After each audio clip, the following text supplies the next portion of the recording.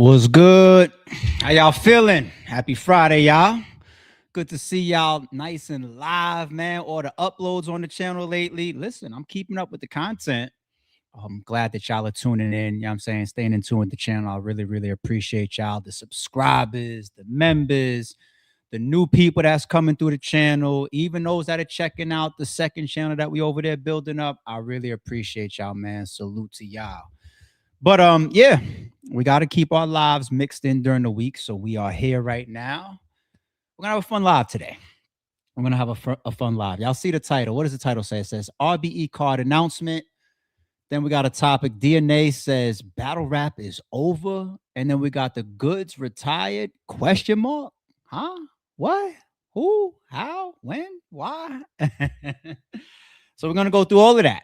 We're gonna go through all. I'm gonna have some fun with this one though, and I'm gonna take my time. No need to rush, man. I ain't got no Friday night plans or nothing like that. I'm in the house all night, so I'm chilling. I'm gonna play the trailer for y'all. Okay, that's gonna be the first thing we're gonna do. Shout out to Ruin Your Day and the homie Avocado. The trailer literally landed this morning. I got it, put it on the channel, little tweak here, put some free tickets on the Eventbrite, boom, boom, boom, boom. And here we are. All right. I'm gonna walk through the trailer with y'all. Actually, I'm not even gonna be on screen. I just want y'all to be able to see it first. After that, maybe if I replay it again, I'll do like reaction to it. I don't know. But I'm going to tell you how each matchup came together, why I put each matchup together, and why it's an honor for me to host these matchups that's on this upcoming card, March 28th. What are we? About 2 weeks from now, okay? In Atlanta, okay? I'm going to tell you the details about the host. I'm going to tell you the theme to the card. I'm going to tell you about the incentives that are up for the battle rappers. I'm going to tell you how to be in the building if you want to see some battles for free in Atlanta, March 28th. I'm going to tell y'all everything. We're going to even step through some footage of the guys that's on the card. I'm going to do some callbacks that they probably don't expect if they're watching right now. Shout out to them. And then after that, we're going to jump into the DNA and the Goodz topic. So happy Friday once again. I appreciate y'all. We are a minute or two away from me just playing a trailer for y'all. I'm not trying to overhype it up, man. But I do want to tell y'all I am excited. I am, man.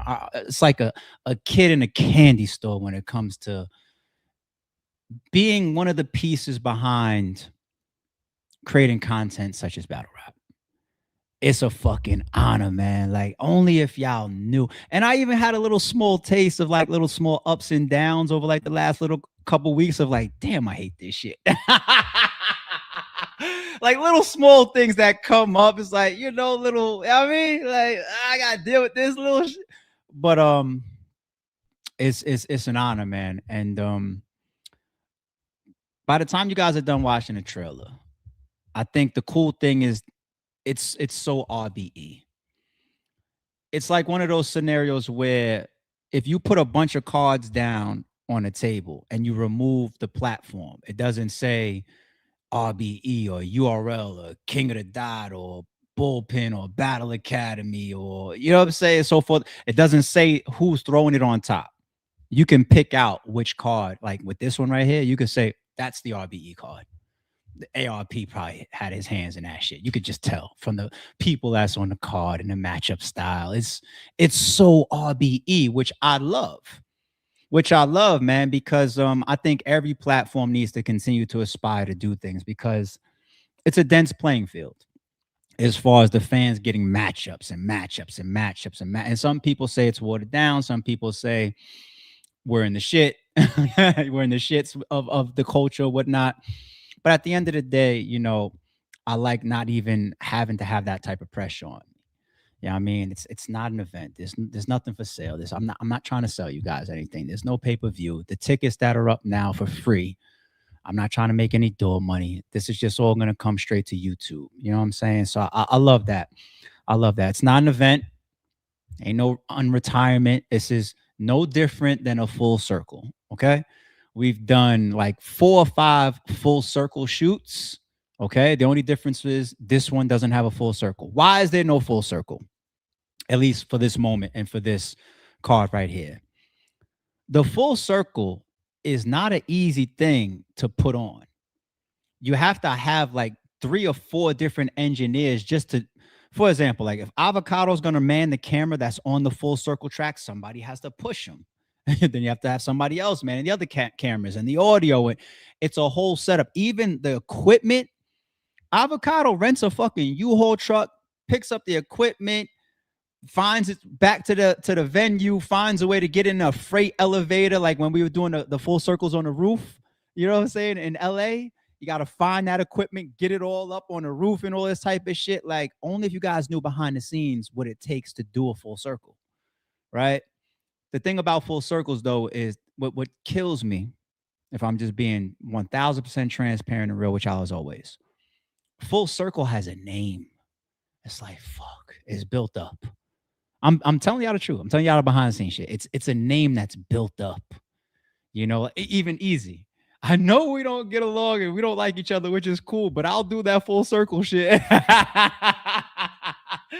It's built up. You know, I think Ruin Your Day and RBE, we did a good job of making it known in battle rap to the point where battle is requested and asked for it, all bullshit aside.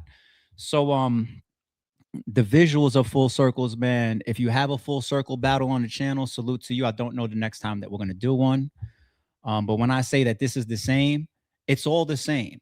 So I stay honored and humble with the whole, are you unretired? No, it's no different than a full circle minus the camera and the visual aspect. It's just me doing free shoots, one-offs that go straight to YouTube. Okay. But this does have a rebranded name and a small theme to it, something that we kind of did before. But, you know, a little incentive, and y'all will see that shortly. All right, y'all want me to shut up? Y'all want me to shut up and just play the card?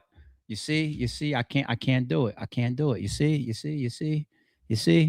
Nah, I'll fuck with y'all. All right, let me shut the fuck up and put the trailer on. And then, like I said, I'm going to talk about every matchup, how it got put together and all that.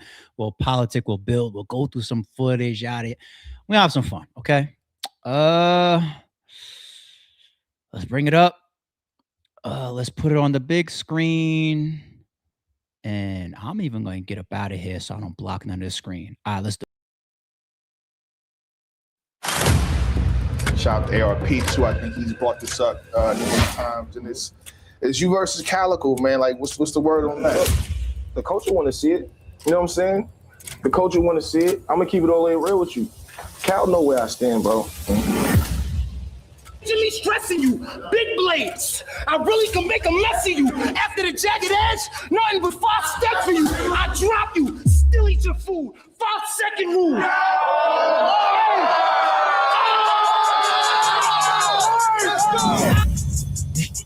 I got this bitch scamming, punching on Cam in the store like Joe Mixon. This nigga ain't even got no fans.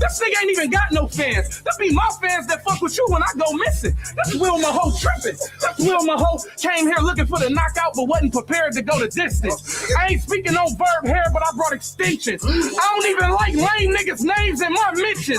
It's funny what they do for the fame and the attention. I spent my last month playing the game, blowing strains while he trained for the Olympics.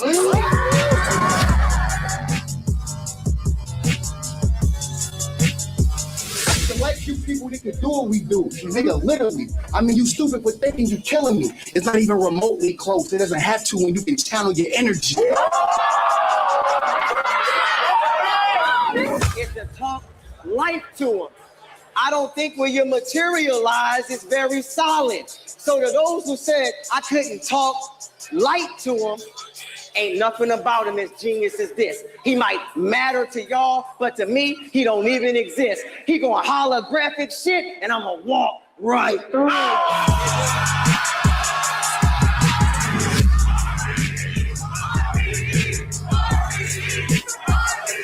Thinking that you the veteran. It's vitamin C. It's sickening how they try to rush Remedy spot, not knowing that we would let them in. And vitamin C. So these capsule pill over the counter, I promise he won't leave in the same condition he met us in. Okay,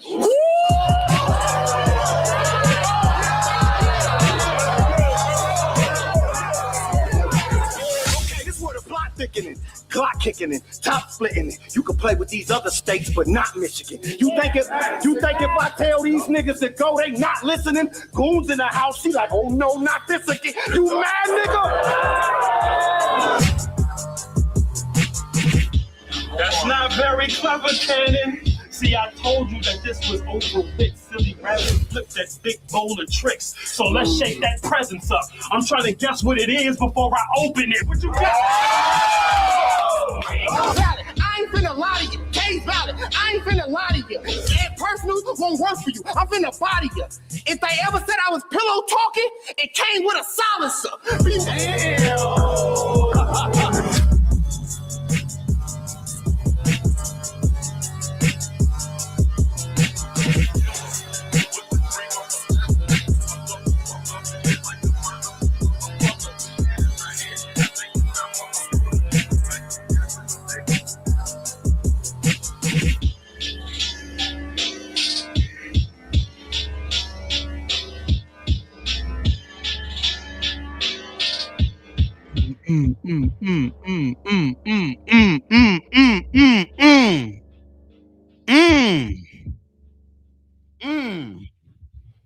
I just thought of a new name. You're not supposed to give yourself names. That's kind of corny, but that's free ARP right there. All right? Don't y'all piss me off and make me come out of retirement. That's what you consider free ARP. How y'all feeling, man? How y'all feeling? And I'm gonna walk right through. I saw a lot of Los comments in the chat. How y'all feeling, man? Shout out to the chat, man. It's fun. Verb, did y'all catch that crazy shit? Abo was sick.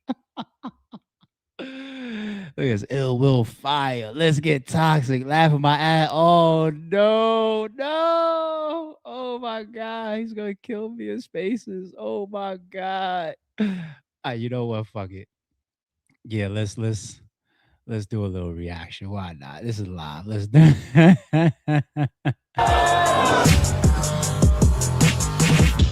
That's not very clever, Cannon.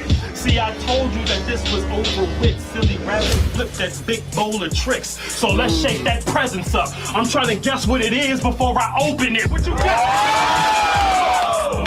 Valid. I ain't finna lie to you. Case valid. I ain't finna lie to you. And personal won't work for you. I'm finna body you. If they ever said I was pillow talking, it came with a silencer.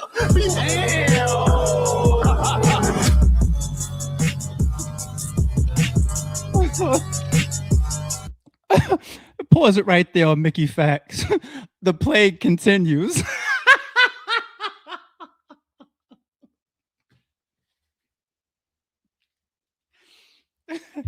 You guys realize, I don't know if there's a couple things that you missed in the trailer. Number one, Danger Zone versus Mickey Fact. Danger Zone versus KD is hosted by Mickey Facts. All three. You talk about a fucking trifecta. And in case you didn't miss this haymaker, let me be serious for a second, because this is let me turn my fan mode back on. King Los versus Chef Trez. It's a 4-round fucking battle. They are doing the 4th round freestyle trade-off the same way that the classic, one of the best battles on the RBE channel, Sharon versus Chef Trez, did. Free ARP is activated. Okay. Oh, you thought I was wearing this hat for nothing? Did y'all miss that? Nah, I gotta stop. All right, let's be serious for a second. Let me talk about the matchups a little bit. Let's start here. Let's start with Calico versus Show Off. Salute to you two guys, man. You guys saw some of the Twitter back and forth maybe a couple weeks ago or something, like a month ago, something like that. It was in the works, right? There were times where it wasn't happening. You know, it was up and down, negotiations. I played a real tough play to make it worthwhile for both Show Off and Calico, because it's a battle that I've wanted to do for maybe over 3 years. Wait a minute, I'll prove it. I will prove it. I don't forget. And Cal, I know you don't forget neither, nigga. I mean, obviously you signed the contract already, right? But I'm gonna tell you how 50 Minutes of Fame and knowledge them niggas be doing, y'all. They walk up just like up the this. strap on you, like. So Look at him. He already got that bitch up and didn't even know it. So the conversation we was just having, Calico versus Jag, Calico versus Show Off. What we doing? I honestly don't think Show Off ready. I think it's gonna be an easy battle for me. Jag a little more seasoned. I think Jag is I think Jag could give me a better challenge. Show Off, I'm not sleep on Show Off though, because he can rap good as fuck. I just saw him tonight. Very impressive. Description. But I do see things that I know the further he go in his career, he gonna get better with. You know, just his pace, transitioning in and out of what he want to say. Like, it's a little slow to me personally, from my expertise. Free. For what I see. Free. Jag, I have fun with that. I feel like Jag can really, really rap. He has a great pace. He's in and out of his pockets. You know, he give me vibes like he can rap on the track. You know, I like Jag. Either one of them can die though. Like, I ain't never. I'm past the point of my career where I'm asking for certain people. It's like who the league want. You know, it's like whoever Adam want. Whoever he want to see laying on the floor in here. It ain't really up to me. But both of them are great contenders, I think. I do. Shout out to you, Cal. And I do that sometimes, man. You know, I don't forget matchups that I really am a big fan of and a believer in. And Calico and Show Off has been one of those for quite some time. Some of y'all in the chat, like Bearded Brick, knows that. Like he just mentioned it as well. I was like, nah, you've been on that. You know, I always interviewed Calico about it. I brought it up in Show Off interviews. I continue to, you know what I mean? Same thing with Hitman and Ill Will. That one took me about 4 years, 3-4 years, but we got it done. You know what I'm saying? So I'm really, really looking forward to Calico versus Show Off. And we even, you know, did some business in a way where we can get to this ASAP, because I do know that, or I did know that Calico was going to battle Suge. You know, we're talking about the battle and he's just like, I got a one-off coming with versus Shotgun. I think his shit turned to a full card, right? He's doing something for his birthday. And I was just like, all right, cool. And then we spun the block after me having a certain conversation. I was like, man, if I got to wait till after that, I'm pushing 2 cards back, because I got one that's coming right after this, which is already got one matchup locked in pretty much. It's got another matchup that I agreed to. I just need to get the dry ink on the contracts and then send them the deposits. And then it's got one person that I guaranteed a spot to. So that's like almost halfway done. The next one after this, you know what I'm saying? But anyway, I didn't want to push all of that back. So I went to Cal and I'm just like, yo, man, let's one of these last 2 weeks in March, man, what's up? And he was just like, I got you. Let's do it. Let's work. So shout out to Cal, man. I mean, we haven't seen Cal in a while. And the first time he comes back outside is Show Off, but that's to take nothing away from his Suge battle. I think that he's in that spot where he gets a chance to show his greatness again, even though we already know he's great. And as far as Show Off gets to show, he gets to remind people why he's one of ARP's favorite battle rappers, as well as other people that have been fucking with him and his fans over the years. I think he has one of the dopest pens. He's one of the most believable battle rappers ever. His talent is through the roof. And I'm so glad that even when we were leaving off those Blue Room series, and that was my retirement year and the 10-year anniversary of RBE, Show Off was one of many people that had an opportunity to show people what the fuck he does in that arena. Like his battle versus Chef Trez, some people damn near consider that a classic. You know, so shout out to fucking Show Off. Shout out to Calico. By the way, Calico, the end of that trailer we just played with all the J Black stuff or whatever, that's avocado. I got nothing to do with it. I want to put that on the record for my integrity. I know everybody'd be like, oh, Show Off ARP is cousins. You know what I'm saying? I'm not lining you up for nothing. You are my homie. You know, me and you has been good for a very long time. Once the contracts are signed, I'm neutral. It's up to you and Show Off now to fight y'all fights. All right. That's Avocado. You know, Avocado is so battle rap. I remember bars and shit. Definitely. I remember interviews too. I didn't remember no Show Off and Jay Black shit though. That's Avocado. All right, Cal. You're not getting set up. Don't walk in there the way Arsenal walked into the venue when he battled Show Off. A nigga walked in there tense with 30 people on some fuck y'all nigga shit. Because when you sign a contract with ARP, if you battling somebody like a Show Off or Oops or Jims or people look at me like a op. Like, yeah, I know you with them. I'm neutral once the contract's assigned. I pay for it. All right, that's real shit though. I got nothing to do with that trailer, Jay Black piece. Shout out to Champion. Shout out to Jay Black. Keep your eyes on Jay Black's channel too. I think a piece of Danger Zone's interview hasn't dropped yet because of this matchup. So shout out to everybody over there holding on to the footage until the announcement came outside. Let's move on to the next one. King Los versus Chef Trez. I think we used this footage right here the very first time that I promoted King Los because I didn't have any RBE footage of him. When he battled Head Ice, right? His freestyle ability has always been what I refer to as top 3 that I've ever seen. Okay? When it comes to in battle rap, I'll let the battle rappers debate that. The Sharons, the Chef Trez's, hell, we about to do that right now on March 28th. But the Sharons, the Chef Trez's, the King Los's, all the people that are just like top notch in our culture, DNA, Big Cannon, the people that are top notch for not just A-Ward, not just rebuttals, but freestyling, Ill Will, you know, the list goes on and on. I don't want to leave it. Hollow to Don. I don't want to leave anybody out. I might have just covered everybody, the top guys, to be honest, though. I might have just caught them. I don't want to leave anybody out, but I always looked at King Los like alien level with it, you know? And that's another reason why this is a battle that in my mind was like years in the making.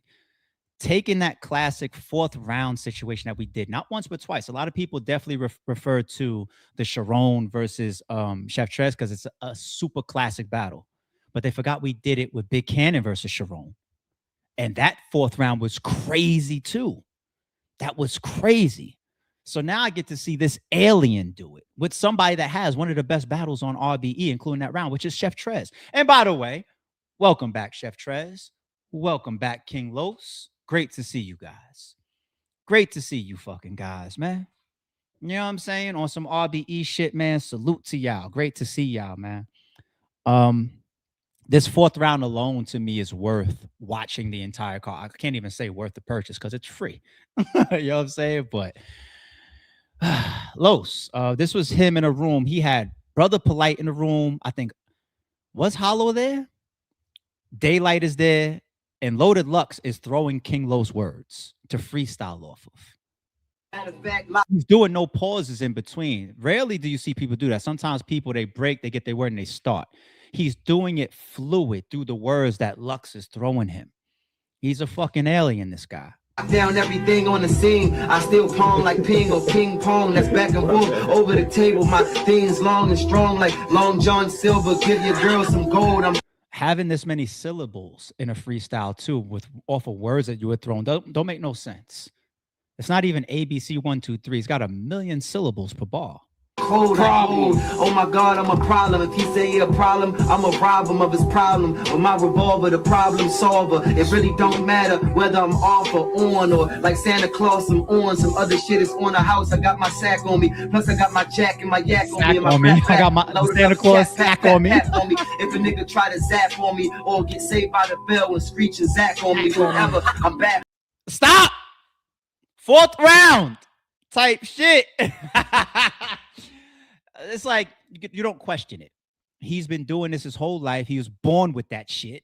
And Chef Trez proved it in a classic already. So my expectations for not just the 4th round, the whole battle is classic level. No pressure, Trez and King Los, and wait till I get to the theme of this card. The battlers don't even know the theme of the card yet. But I didn't even tell them yet. But I got classic anticipation and expectations for this matchup as well. I do. Calico and Show Off to me is a battle that's got to have a clear winner. It's like a mini grudge a little bit. You know, like it's got to have a clear winner. King Los and Chef Trez is the type of battle that I see from a matchup style, and I just see like both of them putting on a masterclass and then shaking hands like, yo, we just did that artful moment. That's the way I look at that matchup. They don't got no history, nothing like that. That's just rapping, battle rap. And we're not going to act like when Chef Trez is on RBE and when King Los is on RBE, that their written 3 rounds are not. King Los is the only one that got an RBE chant on Max Out 2. Huh?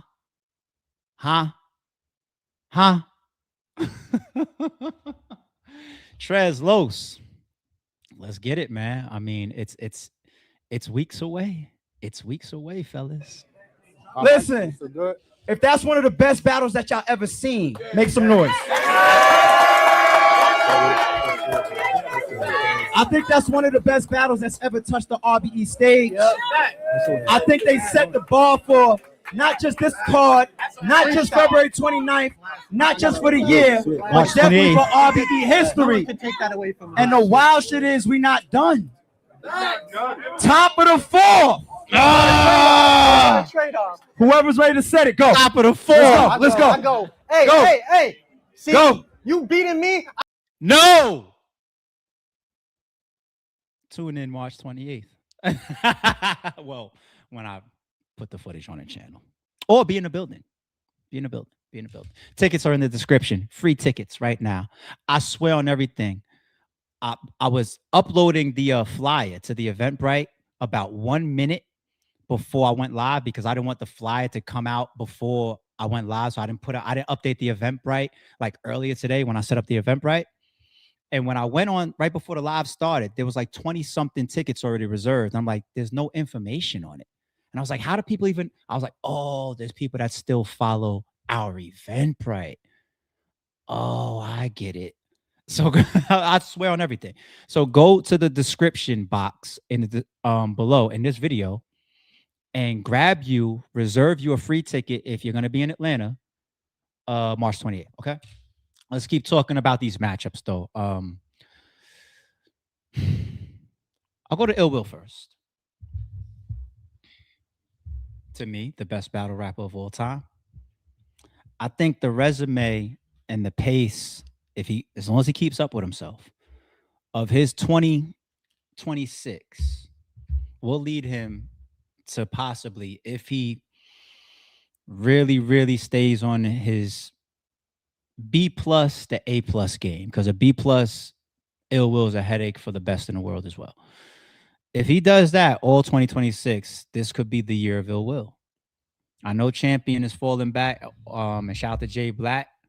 I don't think they're doing it again for 2026. But leave your mark, sir. I mean, you already stamped on my personal Mount Rushmore, but I'm just looking at the resume and the matchups just through like the first 4 months for Ill Will for 2026. And if he continues throughout the rest of the year and he is on his game, this will be your year, sir. Deservingly so, man. Your longevity is to be studied. Your talent is to be watched for generations to come. It's been an honor and it will remain to be an honor. Even with one-offs like this, the retired guy is still here trying to watch some of his favorite battle rappers. Ill Will. Come on, man. Come on, man. We still here working, man. I even shot Big K a text a couple minutes ago. I said, yo, when this card dropped, don't think I forgot you, because there was some conversations I was having about a Big K match. I got to try to get him on the next one. I ain't forget none of my guys, man. None of them. We still here putting on good shows for the fans, hopefully. But Remedy Loco.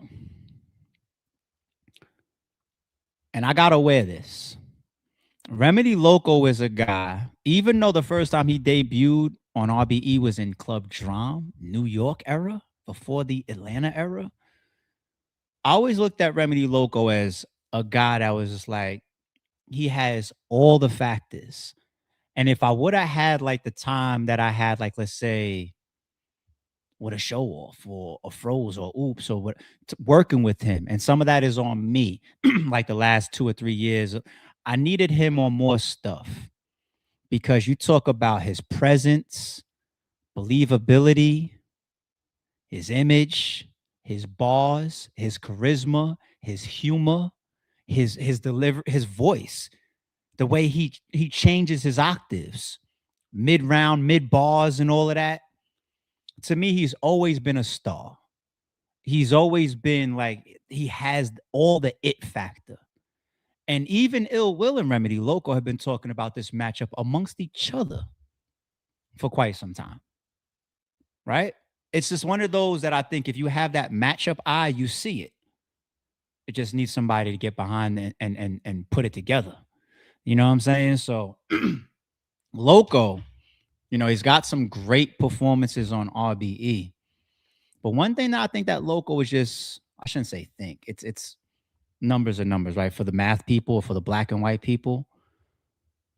Remedy Loco literally has what you can argue as the best battle rap rebuttal ever. That's insane. But he has that on his resume. And a couple times a year, that bitch goes viral. At least 2-3 times a year. His rebuttal, his medicine pill, it goes fucking like this one right here.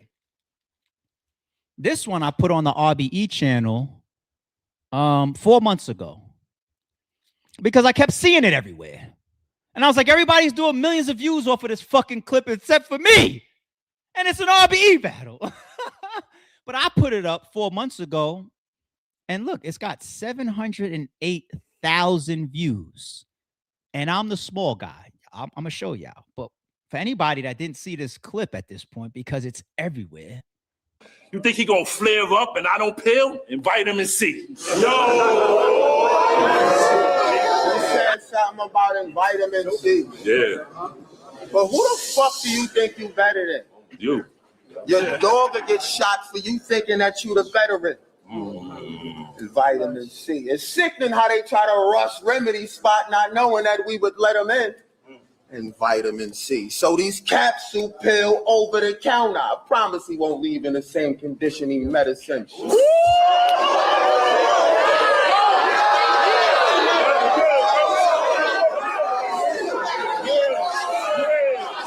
Why does Swave look for a second like he wanted to throw a punch at him? It's like, yo, that shit is so crazy. That shit is insane. Let's keep it going though, Loco. Loco, did you see all of this shit? Even fucking Dre Dennis, man. Shout out to Gates of the Garden. Dre Dennis, how did you do this? I just found this when I was putting the stream together, you bastard. Shout out to Dre Dennis. That's my guy. Dre Dennis got 1.2 million on this fucking clip. Did you get paid off of this shit, Dre? If you did, that's you. We're not done. We're not done. We're not done. Loco, did you see? When's the last time you took a look around, Loco? Look at this one right here, 353,000 views. This one right here, 707,000 views. And I've had to find the clips. I used AI to help me find the clips, people. Right? And I said, I asked ChatGPT, show me the high view clips or give me the high view clips of the medicine / vitamin C rebuttal from Battle Rap by Remedy Loco and give me the high view ones in links. And look what it fucking finds, y'all. High view posts of Remedy Loco rebuttal, one of the biggest TikTok reposts, 14 million views by this user right here. Real Lyric 17. 14.2 million. This one right here by this at Chelsea.doll, 12 million views, 12.2 million views, Loco. Do you know this out there? How many times do people stop you on the street? Additional post, 11.8 million, 11.5 million, 11 flat million. There are dozens of reposts above 7 through 10 million views, which is why you keep seeing it pop up again. This is ChatGPT just giving me my shit. Original battle source clip, Remedy Loco versus Sway Sever, Rebel Entertainment, Divide and Conquer 2 Blue Room shit. The battle has 120,000 views. You know what pisses me off about that is because the Charlie Clips versus Farrah funeral battle, which is one of the highest viewed battles on the RBE channel, and the highest man versus woman battle in battle rap within the States. Once upon a time, it was the 2-on-2 of NWX versus Bonnie and 40 Bars. Farrah and Clips took the top spot. And part of its views, not just because it's a super entertaining battle, but part of its views is because that segment with Clips, John, and Hitman goes viral frequently, or was going viral frequently around like that 3-year time span, which pushed the views on the channel too. For some reason, there's a no exaggeration, there's a fucking billion views of Remedy Loco, and we still are at a humble 120,000 on the channel. So you guys are not able to get the source fucking reflected somehow, which is pissing me off. But it's all good. DDG, the streamer, reacted to it recently. I did see that. Loco, man. It's just incredible views. And battlers, not just on this card, on every card. That's what happens when you create a moment. And I don't think Remedy Loco doesn't walk into that moment knowing that that's going to happen, where he can be on a billion views on YouTube and TikTok and social media. He doesn't know that because it's a fucking rebuttal. You just never know. This is why putting your best foot forward, you never know who's watching. You never know what celebrities. You never know what fans. You never know what goes viral. You never know who wants to recap you. You just never know. Putting your best foot forward. King Los and Chef Trez, you guys have a high chance of having some. You just never know. You just never know. I thought I was done with my will piece for a second, but I just had to show one more thing. This video is on the RBE channel. This is back when I did that King series. We were promoting an event and I was doing who's the king of RBE. I was editing all these battles or their resumes, and I was taking bars and highlights from each one of their battles. I think it was a dope promo angle that I did with that. Because remember, y'all learned, especially after my retirement, that ARP edits, right? So this is 6 years ago, this video. And look at Ill Will's RBE resume before you get to 2013. This is 6 years ago. This was his resume. Versus Big Cannon, versus Show Off, versus Daylight, versus Math, versus Big T, versus Calico, versus Sirius Jones, versus Scotty, versus Chef Trez, and versus Calico. That's 6 years ago, his fucking resume.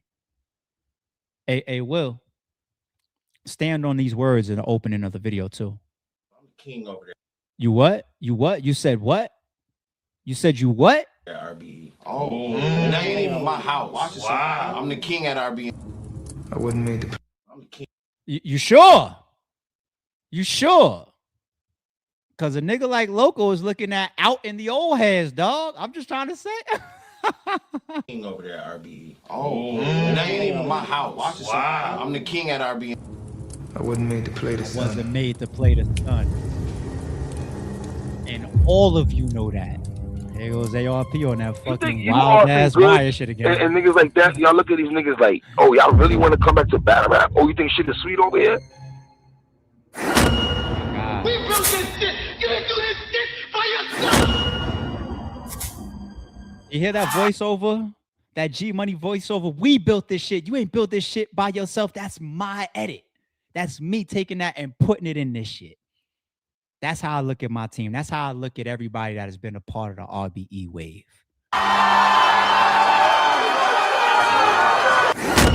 Rap is about attention. If they see about a new guy and the new guy kill you, they're gonna be like, nah, he's not ready for none of these guys. I can't fuck with Avo at all, though. I can't. Well, I'm back, bitch. You are not live.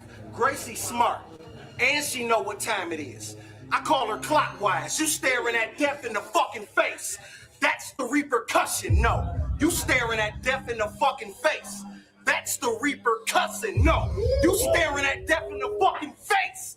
That's the Reaper's cousin. See, sleep is the cousin of death. Cat sees on me, then I'ma keep them coming. I feel played, y'all. Y'all mean to tell me a nigga like Big T can stand on these stages with that chalaka boo that go boot blocker? and I can't pull out the bachacha? What's that? That's this. What's that? When I cock back and smack the bitch out you. You gonna have a hard time against this yak nigga. We can fight. I ain't got no problem with a scrap. Killer this left or stop his time. Like that, nigga. But the right or make Hitman brother say, bro, don't use me as no prop against that nigga. We cool, Cannon. So Niggas too good. But I'm the type to murder you. Now I ain't open the wine face. Now you Drake in the Sprite commercial. Charles Hill, if this beef is... Speaking of Sprite commercial, shout out to my brother AB. His wife is an event coordinator. She called me. It was either yesterday or the day before. They got something that they're doing with Sprite. She got this huge ass budget to do something, I think in New York. And who does she call? She calls me. I said some of y'all names. I did. And if she doesn't do a cypher, if she goes rap battles or whatever, guess who might get a chance to coordinate that shit? But that's just me working with family. You know what I'm saying? But this is what I mean by your network relationships. I'm behind some of y'all niggas' backs trying to cut y'all in on this $300,000 budget that Sprite is doing for some shit. You know what I mean? You just never know. Like, keep your bridges up, keep your reputations clean. I do the same. I get calls like that. If you want me to keep it battle rap, that's what I got from Holla once upon a time. Hey, man, I want to cut you this check just to fucking consult with me as I do this bags and body shit. What? You want to pay me, a league owner? Yeah, man. Money just flies at you or drops in your lap when you got certain people around you. You know what I'm saying? So, all right, let's move on to the fourth battle. Let's move on to my hat. And I'm going to tell you how this battle got put together. But first, and even speaking of rebuttals, you know zone rebuttals too, right? I ain't Viva La Bam, Pops. The block would be together right now if we filled this man's spot, but me and the fans watch this bum drop in and break the block up like Hancock. I'm on one. I'm on one. Let's go, Cam. I'm on one. When Writer's Block was combined, it was great. But shit went down for the group after finding this flake. Analyzing his face when we first met, I got that vibe he was fake. So you ain't gotta warn me about danger. I've already read them signs from the gate. But you I've already read them signs from the gate. Okay. That's what you want to do, Cannon? Stop the tools drawing. You horrible with moves, nothing. Stop the dude block. But if he acts up today, he gets smacked with the throwback like shit. I'm in prison trying to prove something. Hey, yo. Mm-hmm. This why he can't say shit to me. Why? I remember Eddie Murphy in that Remember the Time video? Yeah. Well, that's how funny Pharaoh is to me. Okay. Now, I've been shitting on these niggas. Most of them think I'm X-laxing. So if you really did see...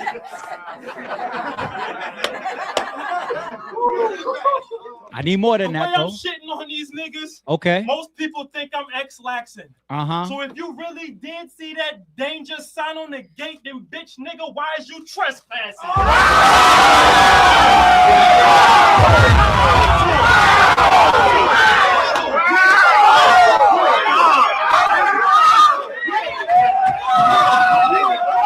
This is why the battlers be thinking I'm one of them. They be like, yo, this nigga ARP, like, he really...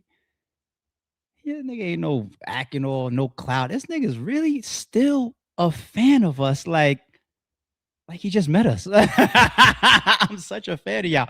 Shout out to my fucking guy, Cannon, man. I mean, I was touching base with him in private the other day, making sure my man is good. And we're going to keep it that way, ain't we, Can? You know what I'm saying? Health is wealth, man. I'm glad you're taking care of yourself, man. Reach out to me if you ever need me. It's one of the fucking pillars of RBE right there, Big Canny. I'll make sure y'all always respect that, man. One of my favorites as well. But let's stick to the track. I mean, let's stick to the match. Let's stick to the match. Let's stick to the match. Zone. What's he got? 3 matches on RBE. He's got the classic in some people's eyes. 1 rounder versus Goodz, which might even be like 1 million views or like 8, I don't know. That's what started, you know, some of the fucking narratives against him, but that was just one battle. You know what I mean? It was one battle. But it had a lot of impact. What else did we do? We did that battle right there, which in a lot of people's eyes is great bare minimum. And then you do what you want after that, because the block on block battles that RBE pretty much owns almost all of them, they're so epic. Like Big Cannon versus JC, Danger Zone versus Big Cannon, Oops versus Daylight, Danny Myers versus Chilla Jones. Like the block on block crime on RBE, it's like these are what I always used in arguments of, man, I don't want to battle him. That's the homie. So I got classics on the fucking channel from friends. You know what I'm saying? So I never bought into that shit. But yeah, he's got that battle, which was number 2, and he's got the XL battle that was on Live His Soul Reloaded. That was the battle headlined by Charlie Clips versus Big K. So shout out to Zone. He's not a stranger over here. He's not a stranger. We haven't worked together in a long time, but he's no stranger. KD, I had the opportunity to work with one time. And to this day, I'm impressed by working with KD. Why? So here's what happened. Here we are. We got Bags and Bodies going on, and they were doing a shoot for some of their battles on a Friday.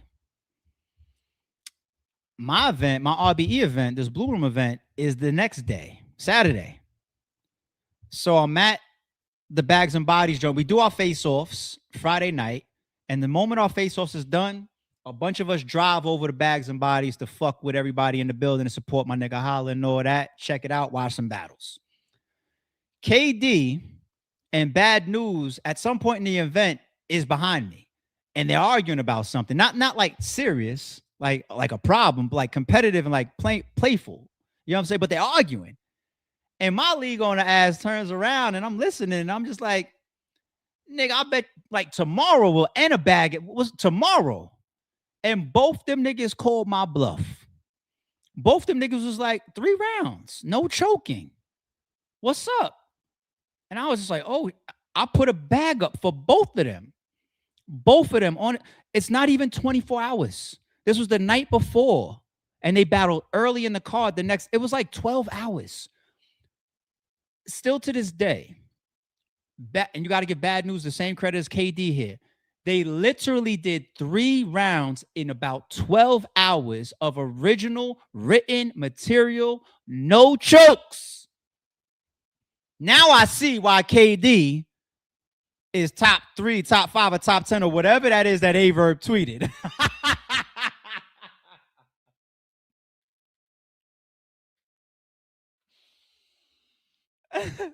He's fast too, ain't he?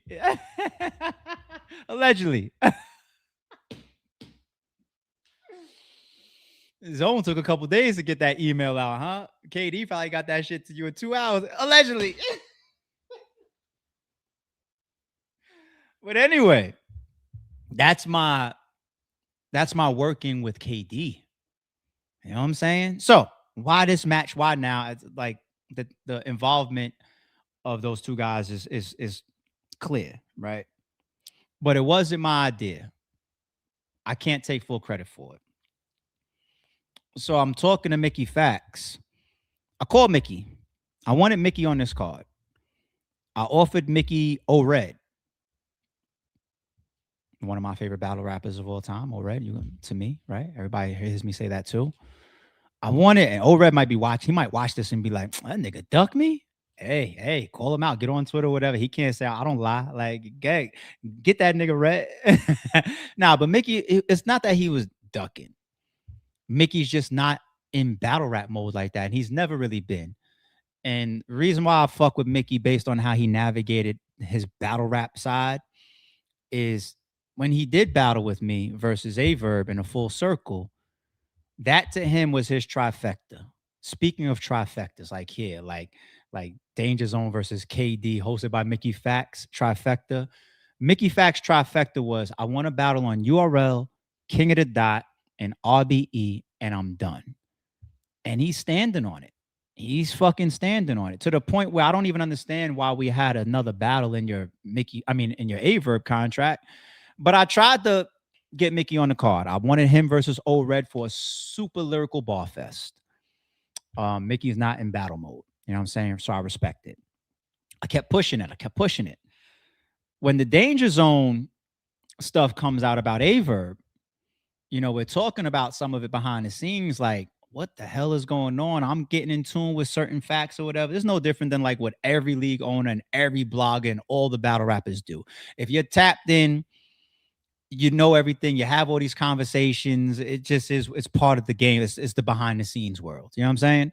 So I'm on these calls and we're having some of these conversations.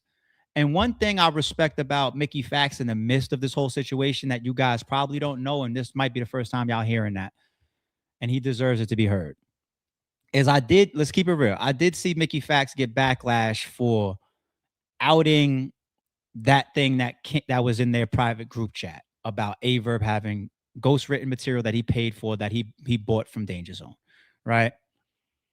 But behind the scenes, Mickey Fax was also trying to navigate for his homie, Danger Zone, helping him capitalize on all the drama and the controversy and the extra eyes on Danger Zone. And even though Danger Zone and I have already worked together 3 times in the past, I've worked with 1,000 battle rappers, and you're not always thinking about certain people. And that's why it'd be smart when certain battle rappers, they tap in, because these league owners, they be forgetting how much they're fans of certain people. You know what I'm saying? Or how much they rock with certain people. You know what I mean? Like it's not easy to keep up with 1,000 battle rappers that you fuck with or booked before. You know what I'm saying? So Mickey puts the thought in my mind about, yo, pick up Zone on this card. And then we started to have that conversation. And you know what I tried? I was still thinking about Mickey returning again. So I said, Mickey, let's do you versus Danger Zone. You know, I'm cool with the friend on friend battle. I just spoke about that. And I couldn't convince Mickey to do it. I don't know if Zone was down to do it. I don't remember if I spoke to Zone about it, but I was trying to convince Mickey to do it.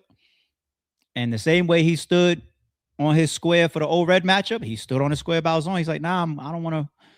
Like, yo, come on, man. What are you doing? If you're helping your friend, this is big. You know what I'm saying? Like, the fuck? It's a great matchup. He didn't want to do it. It's fucking Mickey that then says, how about Zone versus KD? And I said, oh my God. As much as I love to Rain Man and think about matchups, I didn't think about that one. And then I was the jerk that came. I'm not a jerk. I'm being creative a little bit. That came back and said, you host it.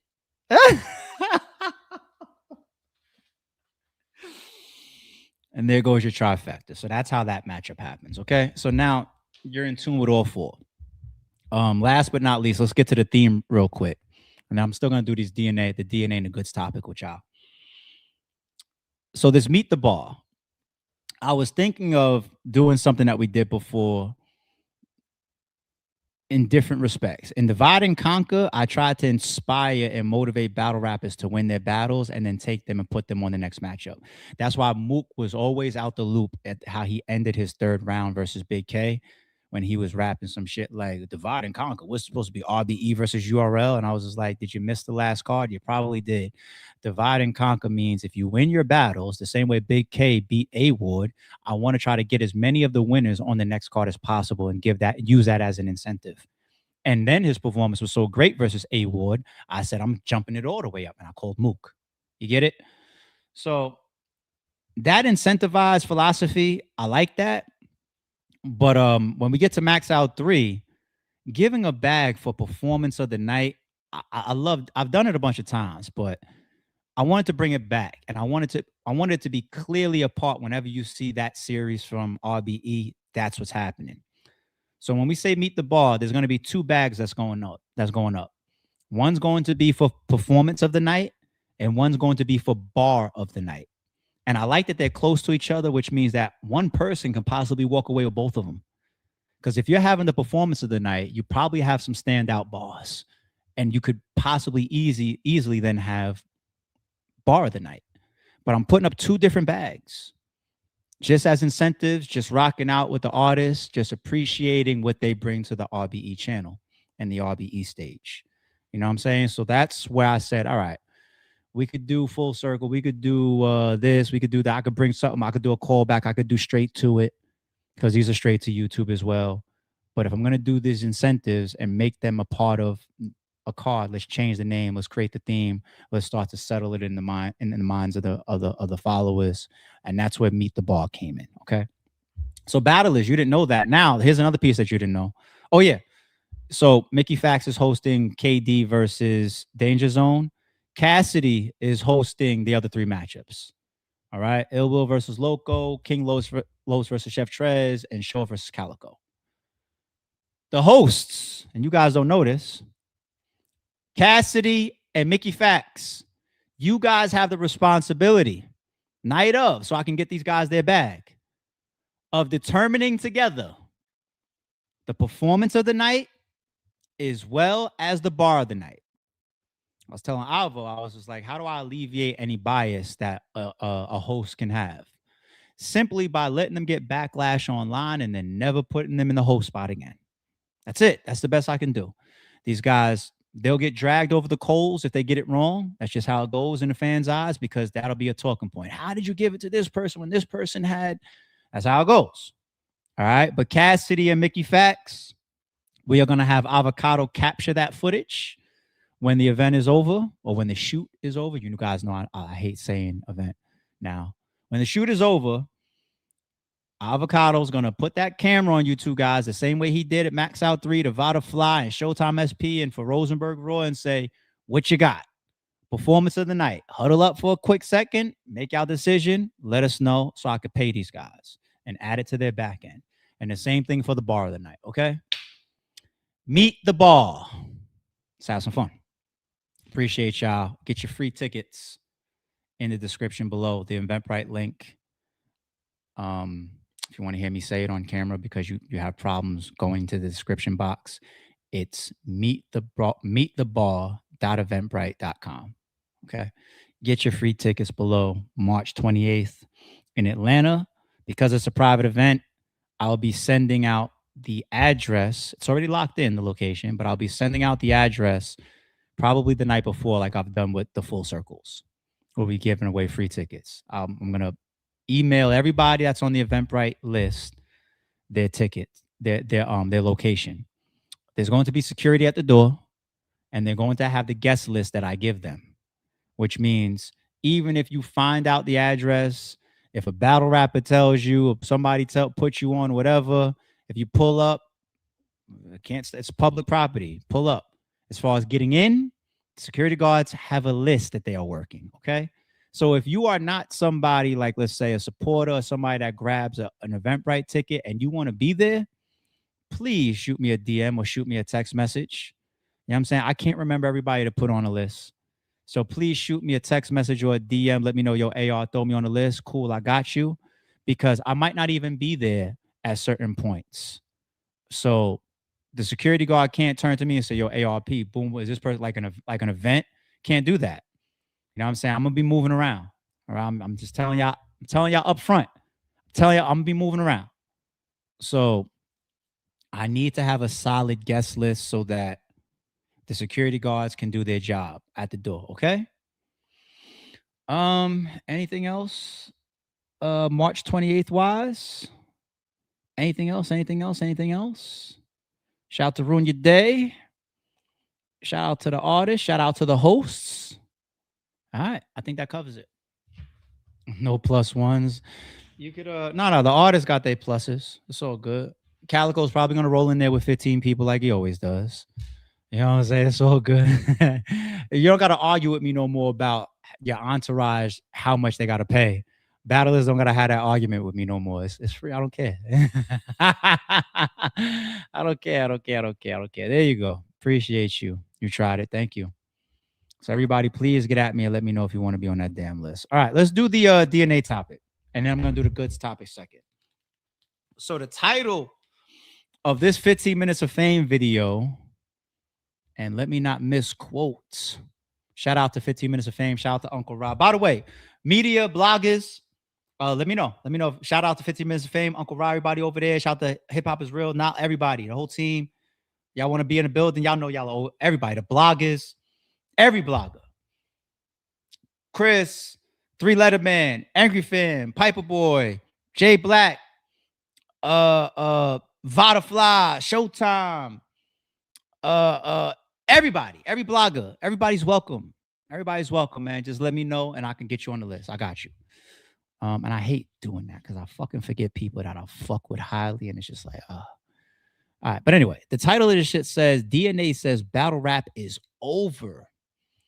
It's just nostalgic. I feel like a lot of y'all have already seen this video, so I'm gonna do interruption reactions then. I'm not gonna wait until it's finished. All right, let's go. In your opinion, what is the state of battle rap? What is the state of battle rap, and where do you see battle rap going? You see battle rap ending right now. You see it ending. Ending. That's He didn't say ended. He said ending. First reaction is there. Ending. Let's say DNA is right. If he's right, then the question can become: is battle rap a Titanic? Meaning that these large boats or large ships, they take a while to sink. Ending could be a decline. You know what I mean? It could take years for certain things to end. It takes years for certain businesses to go out of business. Big franchises, right? So let's not OD on, he said it's ending, yet here we are in 2027, bitch ass DNA. No. It's a constant decline is a means to an end for everything on earth. Okay, so keep that in the back of your minds. Ending. That's deep. I see it ending. It's almost like a nostalgia thing. Like, yo, you remember when them niggas used to, remember when DNA used to, like, and the reason for it being is I feel like not too many times do you see people actually. I might as well interject on that one when he said a nostalgia thing. You know what some of that is tied to? This is no shots at the up and comers, because there's some super talented, great up and comers, and some of them have cracked through and have great names and have good followings and get a lot of respect in the culture deservingly.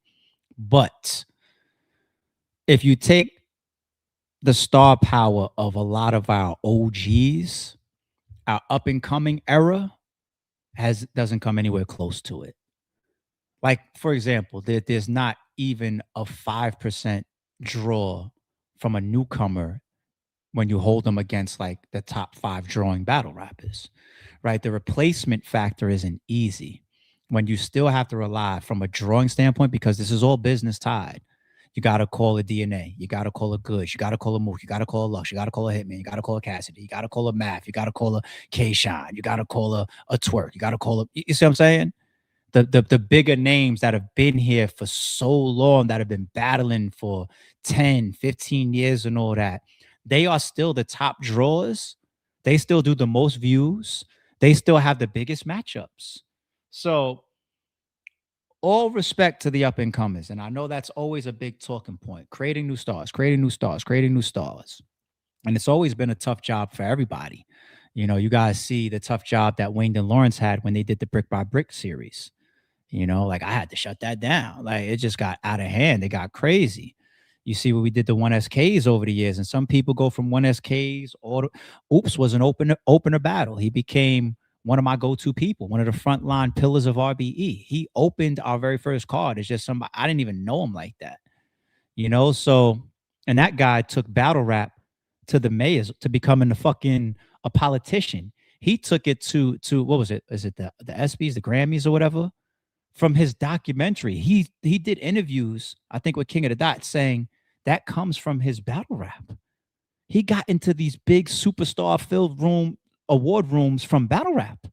So, you know, those are still far and few, though. Point being is, the old era, they're still the kings by far. It just is what it is. Right? And so it's multiple things. Not too many times do you see people actually, right? And what I want to choose my words wisely with this. What I mean is, it's like a bunch of people saying, right? It's like a bunch of NBA players saying, yo, the NBA is not paying us right. We want to run the NBA on our own. And then they start running the NBA on their own, and then they realize how much important Adam Silver and David Stern were, because they had order and they had structure into the NBA. And the fans at one point said, yeah, we want to see the players run the NBA. But now when the players is running the NBA, the players got too much emotion into it, and at the end of the day, they still players. Players. I want to give DNA. So he's making a good point. It's just the expounding on it, and it's just a quick interview. DNA, he has deep thoughts. He's very, very smart. And if we sat here and he sat next to me, we talked about this for a half an hour, I know he would have in his own original thoughts uncovering damn near everything that I'm saying too. He's a very, very smart guy, DNA.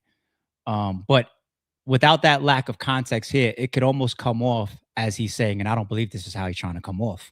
It could almost come off like he's like, part of the decline is the battle rap is stepping into the shoes of the league owners. Now, here's the thing about that. Number one,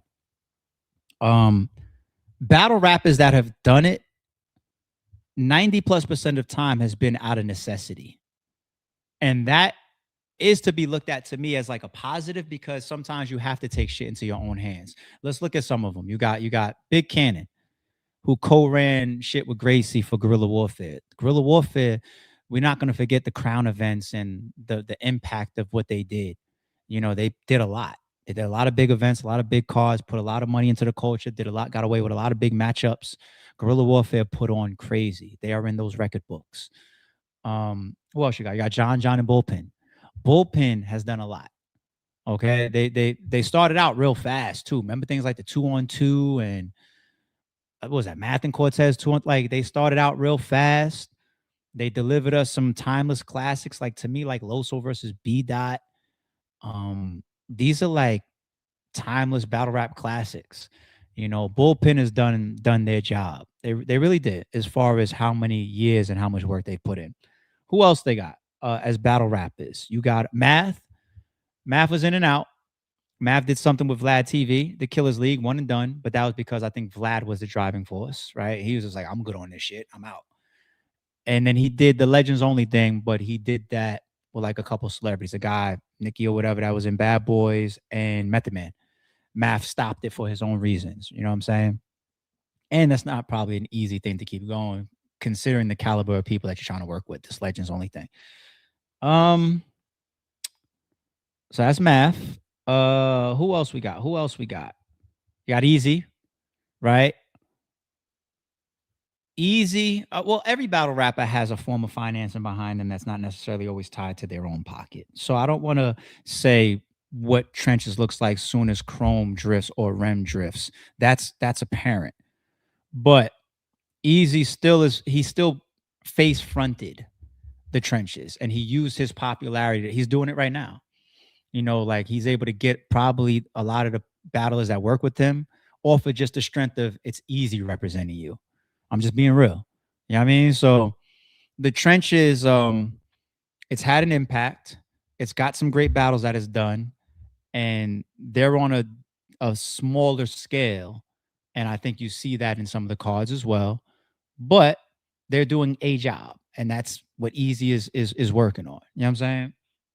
What other battle rappers? Sue Surf did Midnight Madness, funded by Gerald McCoy, but you take Sue Surf at the forefront of it, and you got everybody stopping what they're doing to talk about it. And you got spaces being taken over. You got Hitman and Bags and Bodies.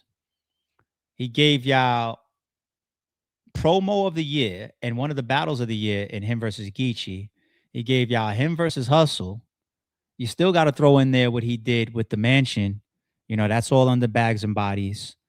And some of that also is inspired by URL either don't come up to my tab or for a certain amount of time wasn't interested in working with me. A bunch of other leagues don't want to come up to my tab. My guy ARP retired. All right, well, I feel like battling. I feel like making a move, and I'll just start my own business, and boom. You know what I'm saying? So he has a platform there if he ever wants to use it. You got QB. Shout out to QB Black Diamond. I think she's done like 2 events at this point. There's even throwback shit that we forget. Like Cortez had a league for a while. Matter of fact, not a while. It was a short stint, but Cortez did a league. I went to one of them to support one of his cards to support. You know what I'm saying? Like, there's a lot of battle rappers. Damn, can't forget UW. He's one of the Arsenal, L Wisdom at some point as well. Ray Swag. Those guys became, for a moment, direct competition with URL. All right. I know they probably hated each other for a second. UW and URL. All right. So shout out to them. You know that Arsenal and his platform and whoever's behind UW brings us Loaded Lux versus Hollow the fucking Don. That might have just by Rap Redux got voted in the top 10 battles in battle rap history. Know your history, people. So, and DNA knows this type of stuff. Without these guys, some of those battles go away. There's a butterfly effect. We don't see some of those battles. We don't get some of those cards. Some of those people end up at the mercy of the league owners that don't book them or don't want to pay their tabs or don't rock. They have these situations that are Geechee and the Riot. Thank you. Oh my God. TBL. Thank you, chat. Murder Mook versus Hitman. Like, battle rappers have stepped into the game over the year historically in ways that have added a lot. And you can't take that from them. And if the battle rappers were able to sustain as well as deploy their platforms, Calico and T-Top, by the way, shout out to them. Calico got him versus Suge coming up. T-Top got him versus Verb coming up. If they were able to build a presentation that looked like the biggest platforms in battle rap history, then nobody would have a question about it. And that could still happen in time with certain battle rappers that are still active as league owners. It can, you know, it's on them to work and put in the consistency, the drive, the longevity of it. It's very tough. And DNA knows that. And that's one of his call outs here. So you're going to have battle rappers as league owners that fell to the wayside the same way dedicated league owners fell to the wayside. You know what I'm saying? But I do respect the impact of battle rappers. And if you have the opportunity to cut the middleman, who the fuck don't want to go fly directly to Pablo Escobar and get it from them? You know what I'm saying? Who don't want to have to wait for themselves or wait for somebody to book them? Or, you know, I see Beasley saying like, yo, you gotta publicly apologize, nigga. Like, you know what I'm saying? Like, what if Easy would rather be in a position where he could say, all y'all leave. Boom, I'm about to do me and Jay Mills on my shit. You know what I'm saying? That's preferential. So, multiple angles and ways to look at that shit. All right, let's go DNA. We having a good one here. We're having a good one. People, one thing in battle rap is nobody don't know their role. Nobody don't know their position. Bloggers want to be battle rappers want to be league owners, and league owners want to be battle rappers. Everybody got to play their lane. Everybody got to play their lane and understand their role. That's the problem with battle rap. A league owner don't need to always be on the camera, always on the screen. They need to set up battles. They need to be innovative, switch it up, be creative, do things differently. The battle rapper don't need to try to sit there and be the league owner because that's not your forte. If you're going to do one or two things, think that the grass is greener on the other side, do your own card, realize that money ain't there, boom, And the fans, y'all need to stay in y'all place because y'all. Before, I don't want him crossing to the bootlegging piece. DNA is watching this video either now or later. He's going to be like, is he going to fucking get at me for that league owner comment? No, DNA. No. I understand the point that you were making very, very clearly.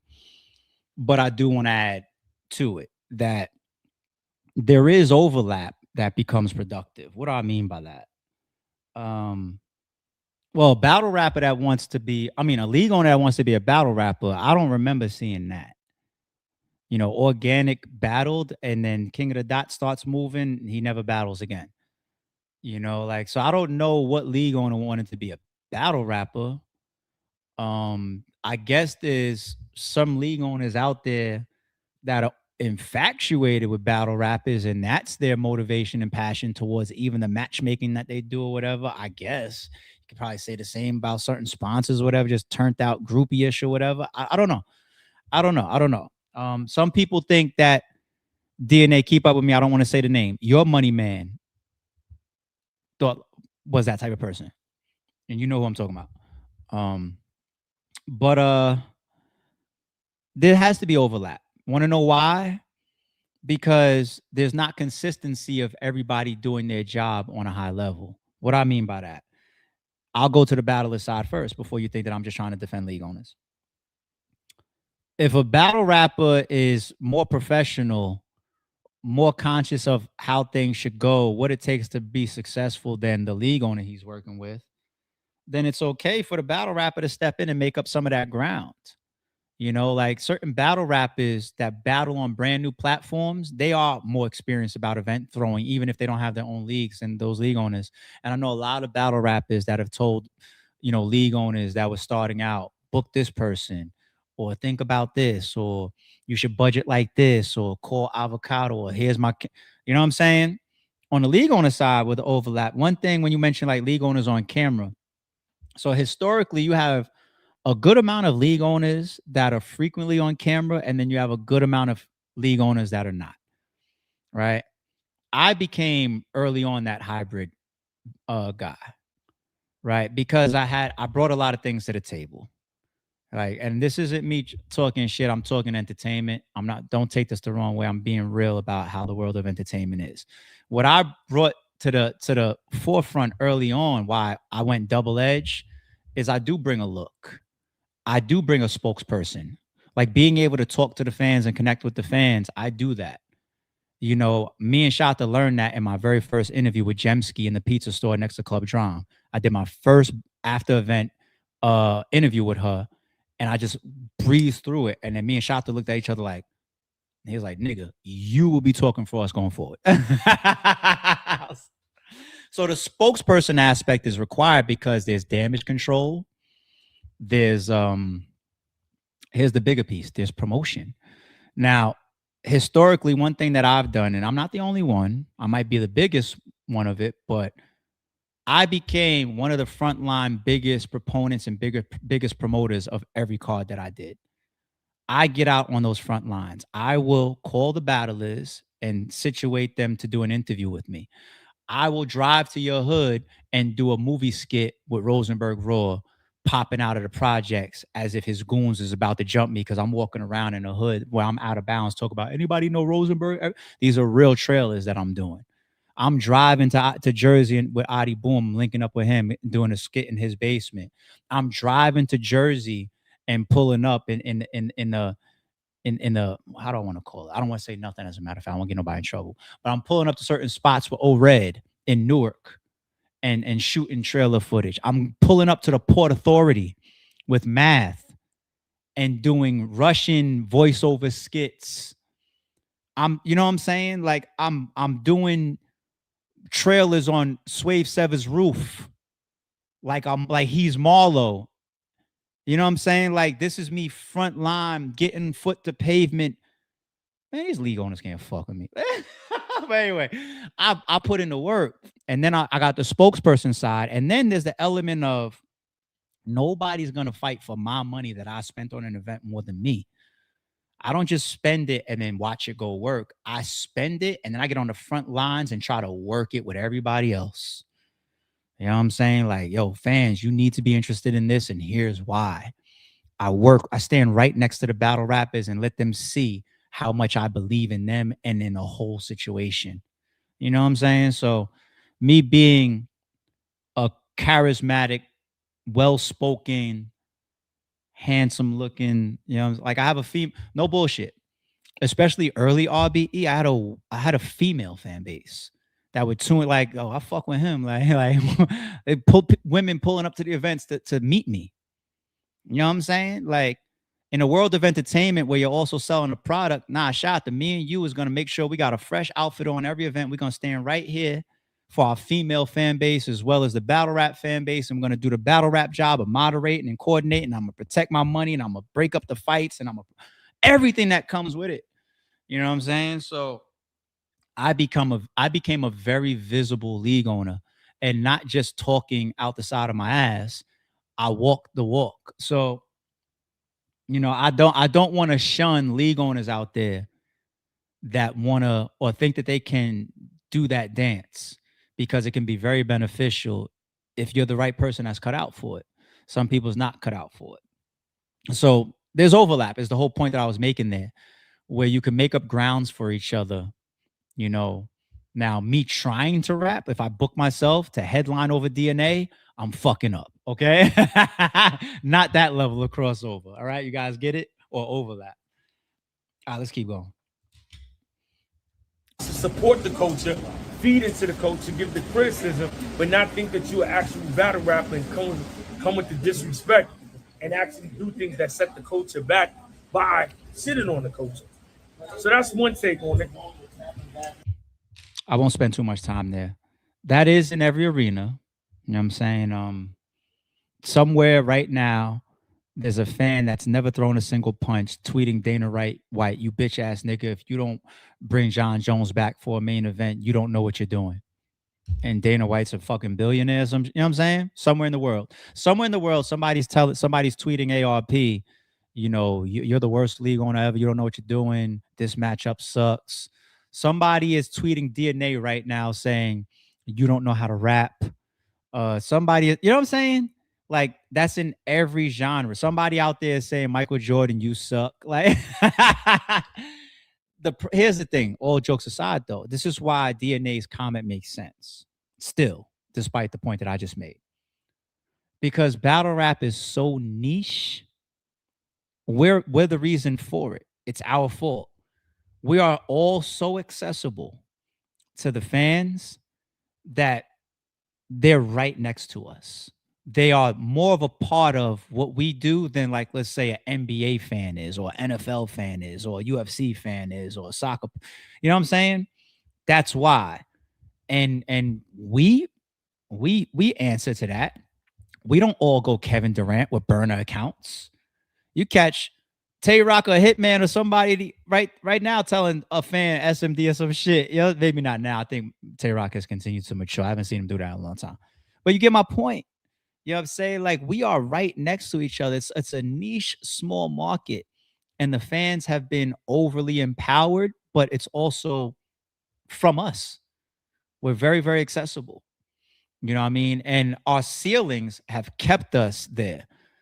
If you get to Jay-Z's level, you don't even have to answer Jadakiss. You don't have to respond to shit. You know what I mean? Eric Beasley has to do an interview sooner or later answering questions from Smack's previous comments, or people asking the same questions for 5 years straight. This about the app, this about other leagues. It's the same questions, and they damn near gotta ask them. And it also be the same media in front of them. 15 minutes of fame and hip hop is real. It's not like you get in front of a different type of media that's gonna ask different types of questions, a different style of interviewing. TMZ might not ask those questions. Tasha K is not going to ask those, but we don't engage with those platforms. We are tight knit together, and we have the same energy, and we all are so niche and funneled next to the fans. The fans get, and this is why also anybody could come into battle rap and be somebody. A blogger could get notoriety and credibility overnight, and then he could lose in a split second the moment we find out who he really is. But we already gave him keys to the crib. Same thing with battle rappers. Same thing with league owners. You know, it's the nature of this shit. Anyway. The other take on it is that people equate the popularity of battle rap into money. And it doesn't go, because this is something that was created for free, right? So when you generally see people say, oh, look at all these views with these views, because you never had to pay for these views, right? This is not behind a paywall on Netflix, but you have to subscribe to this for a certain amount of money. This is free on YouTube. Now, right, it's the battle rappers' fault and it's the supporters' fault. The battle rappers battle too much to where they're not 100% all the time, but I get it, because as a battle rapper, you got to take every check that you can take to provide for your family, because ultimately we do not get paid what we are worth and what we should be getting.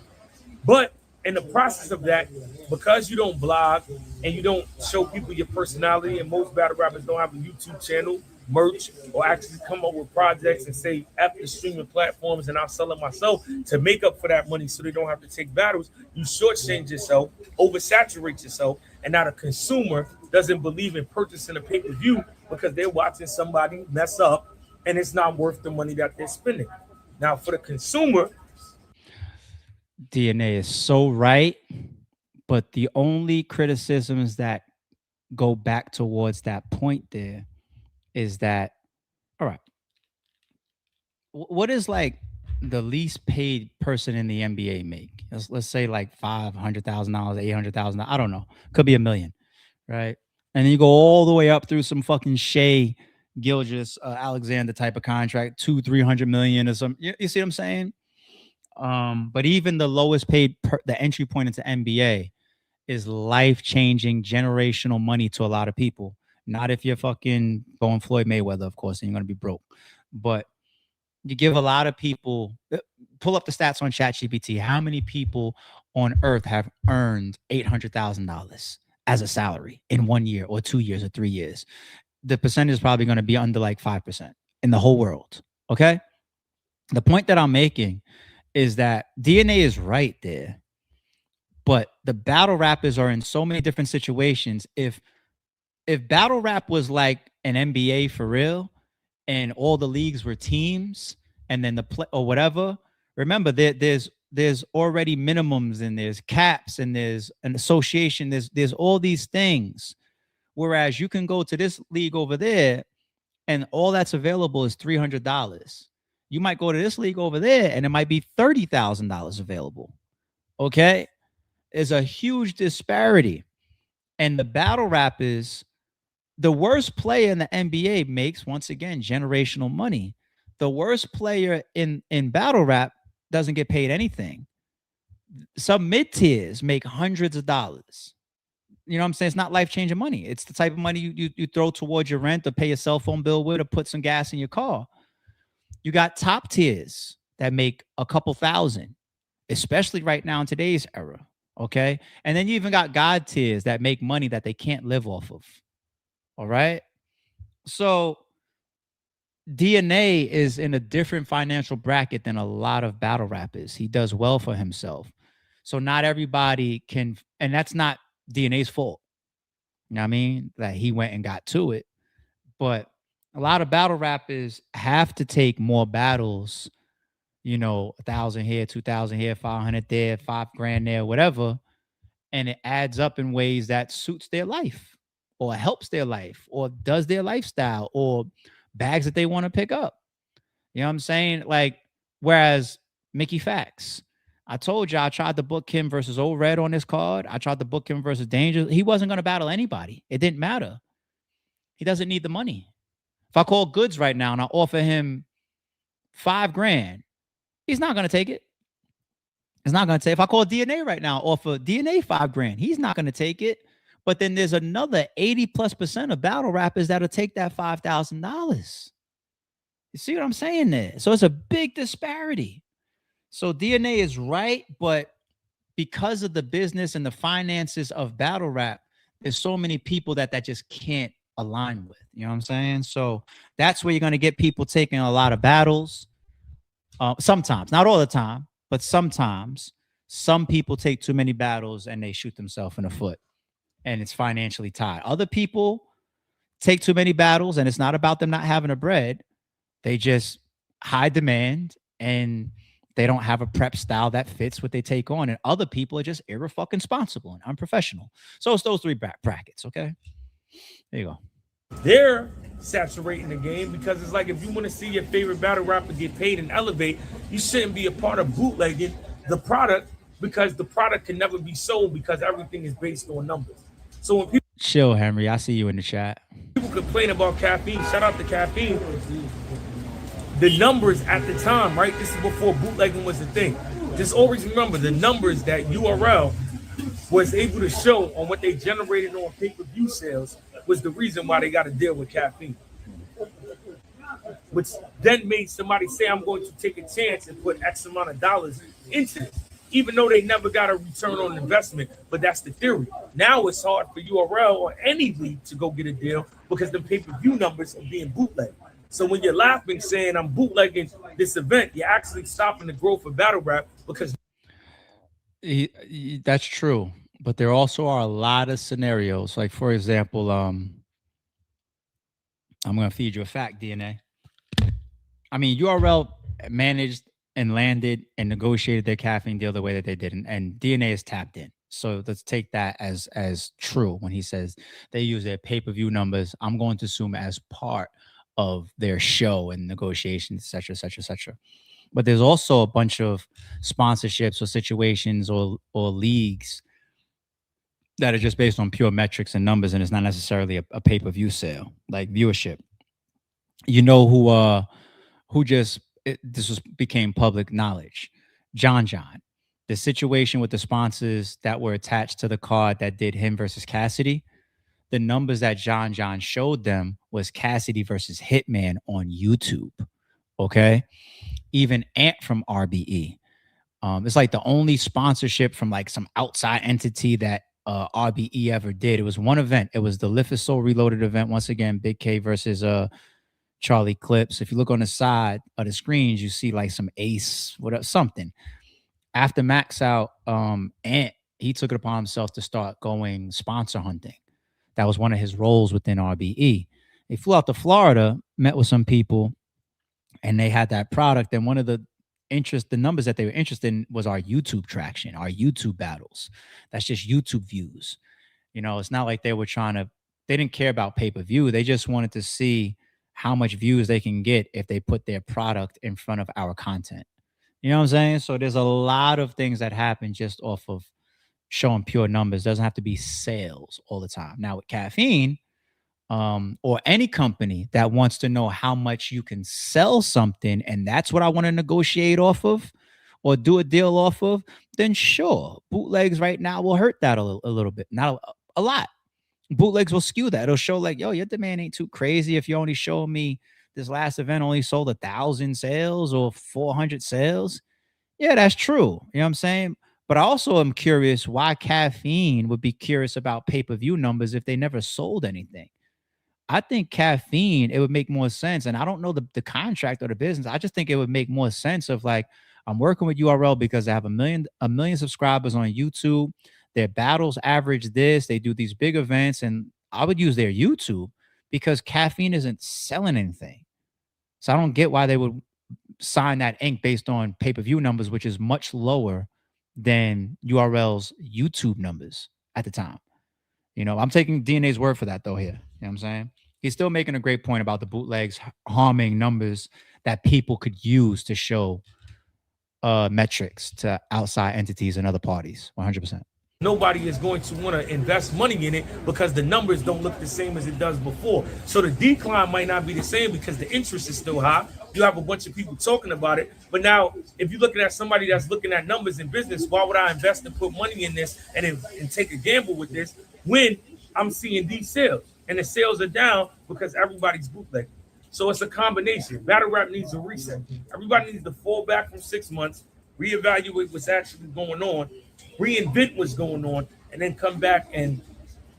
It's a dope jacket. I'm gonna let that be the last point from DNA's joint. Shout out to DNA, man. Good takes in there, some intelligent angles, and I wanted to offer some additional angles and perspectives. But I just want to leave that last point of the reset, whether it's 6 months, a year. Here's the thing about battle rap. Battle rap is so niche, and because it's also on a decline, a fallback hurts you even more. You know, it's like even with URL going to the app and that being a loss of the YouTube presence in battle rap, which makes a lot of fans go, you know, because the engagement isn't there, the accessibility isn't there, the viral nature isn't pushed by that's the top league, right? So they have to have some responsibility in the viewership, right? And if it's not there on these biggest viewership platforms like a YouTube, right? Then imagine falling back. You get hurt even more. It's like one of those situations where it's like you got a girlfriend, and ladies, you got a boyfriend, and y'all already on thin ice. Y'all don't get along that well. Y'all are probably in y'all fourth quarter, but you're still holding on. Okay? And then one of you has the genius idea of let's take a break. You take that break and you already on that thin ice, the probability of coming back and rebounding to a better place is much lower than coming back and having a resurgence as if you're back in your honeymoon era. Real shit. a lot of y'all could testify to what I'm saying right now. So because of the nature of battle rap right now, and also being a smaller niche market, if it shuts down or if has fallbacks from the biggest entities and the biggest battle rappers for 6 months, it's hard to rebound from stuff like that. The NBA could do a lockout and come back. We are not the NBA. It's a big difference. All right. Let's not skip the Goodz one. You know what? Should I skip the Goodz one? The reason why I'm going to skip the Goodz one is because he came out and he already clarified it. All right. I'll just turn it into a quick mini topic. I didn't really want to skip it, but one thing that did make me scratch my head with people is like when people was like DNA and or Goodz retired because of Jay Mills. Now, shout out to Jay Mills. It just don't make no fucking sense to me. Like, what's Goodz' last battle? I'm pretty sure it's his Blue Room battle versus Calico on Max Out 3, which was September 2023. All this Jay Mills stuff started happening in like December or November or whatever of last year, 2025. So he already took a couple years break. Was anybody saying, oh, you're retired? You know what I'm saying? It's just like DNA has been away for a long time too. All right. We love the Jay Mills tracks. Don't create that type of shit for some of our GOATs though. Like they're all legends. Jay Mills is to be respected. Goodz is to be respected. DNA is to be respected. You know what I'm saying? It's like, but people don't use their minds. It's like, that's why you don't see too many tweets on my Twitter or responses from me when somebody says something like ARP was like forced to retire or somebody made ARP retire. I'm like, well, it's not even worth my energy. Like I'm gonna do it all these years and now it's gonna be on somebody else's terms. It's the same thing for Goodz and DNA. Like if they really wanted to battle, you want to know what makes Goodz and DNA 20 times accessible? Them just simply lowering their fucking price. You think DNA and Goodz can't put up a tweet right now and say, all leagues, I'm available. Book me for $1,500 right now. The same way I did the first time I booked A-Verb versus Adi Boom. That's not, I didn't just mix any numbers. It's real shit. Okay. If they pull an A-Verb, every league's calling them. And they're going to get booked a mile a minute. Goodz is already super selective. Their prices are higher than a lot of budgets in battle rap today. DNA's been away for a while, so if he's not going to land the battles that I think he really wanted to do, which was like maybe Easy or maybe some other targets, then it doesn't become too interesting for him either. You know, sure, I'll battle Jay Mills. Call me with that bag then. That makes me say a price I can't turn down. The same way I did with Hitman and Calico. I told y'all the story. Hitman, he didn't want to do no battle with Calico. I gave him an offer he couldn't refuse. You know what I mean? So this is like the real side of things that people don't want to say or they don't know. It's just be somebody with a shallow thought or that don't know battle rap, don't know business, never been in no place or as a decision maker or a boss, can't even fathom having the following of a Goodz or a DNA, yet them saying I'm straight. Or I don't feel like racking my brain the way I used to. I'm over here getting money. Here's the thing about Goodz. Goodz, his image for so long has been getting to a bag. And I'm sure Goodz knows this because the fans have been telling him this for his whole career. There's always going to be a crop of fans that are offended at I get money presentation. It's the same thing with Mayweather. The moment he stopped being Pretty Boy Floyd and he went to Money Mayweather, what he did was he developed a whole crop of millions of fans that wanted to buy the pay-per-view to see him lose. Money went into his pocket, but that's why everybody's preying on Mayweather's downfall right now, because he threw the money in everybody's faces for the last 15, 20 years. That's why. You know what I'm saying? So I get it, but that's the way Goodz carved out his career. That's how he makes his decisions.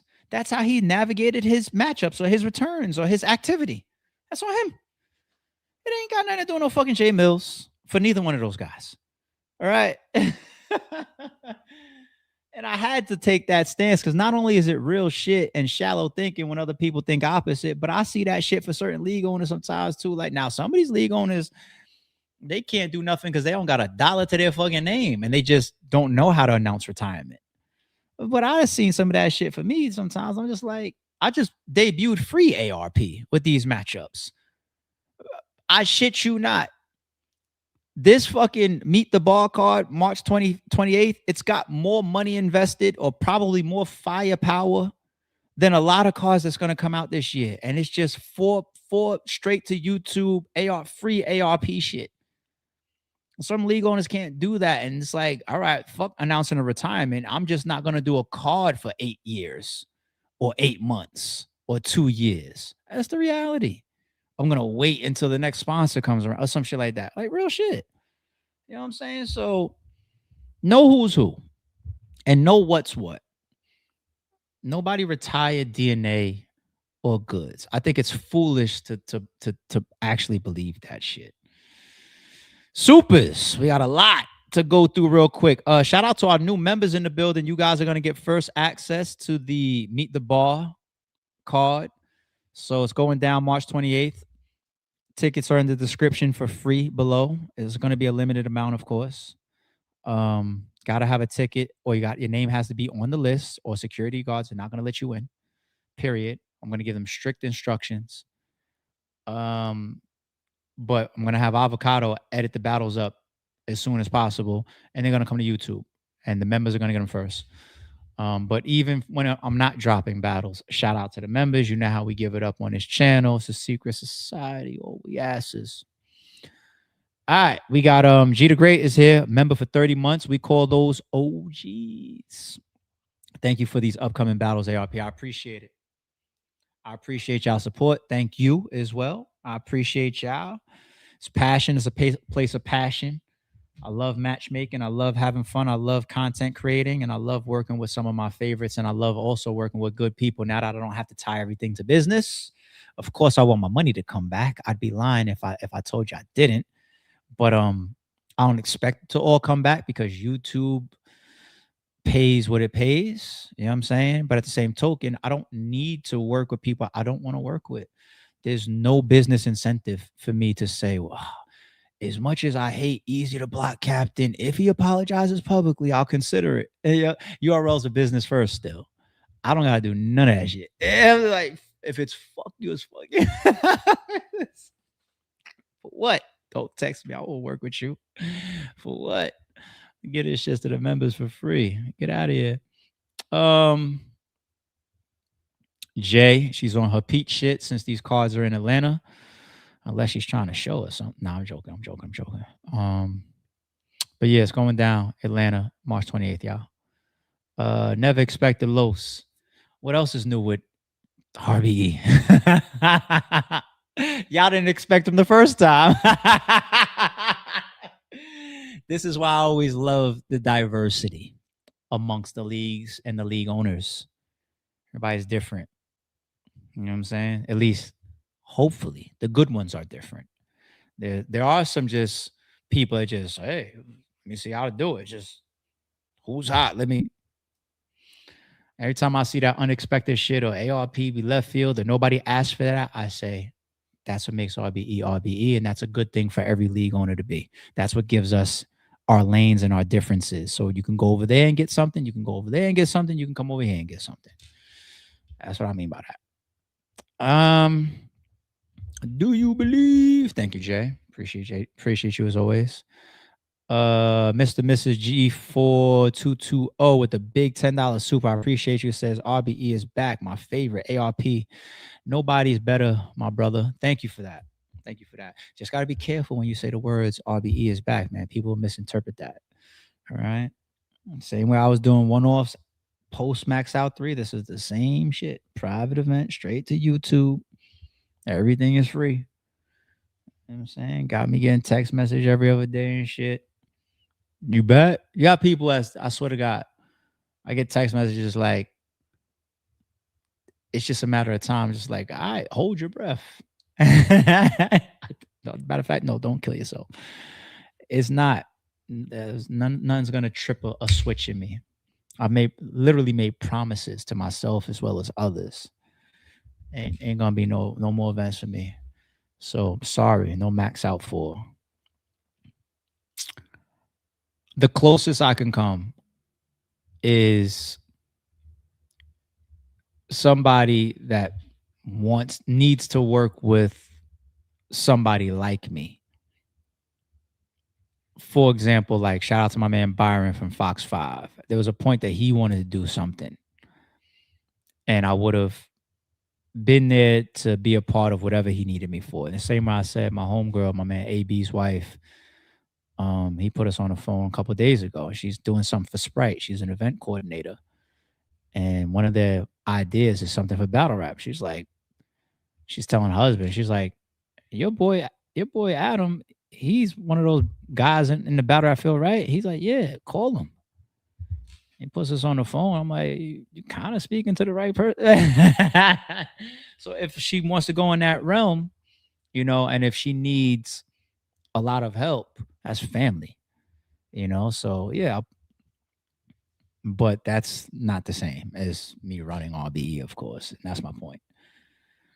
You have to, you only live once, man. You gotta live through your chapters and be happy with them. And I did it my way.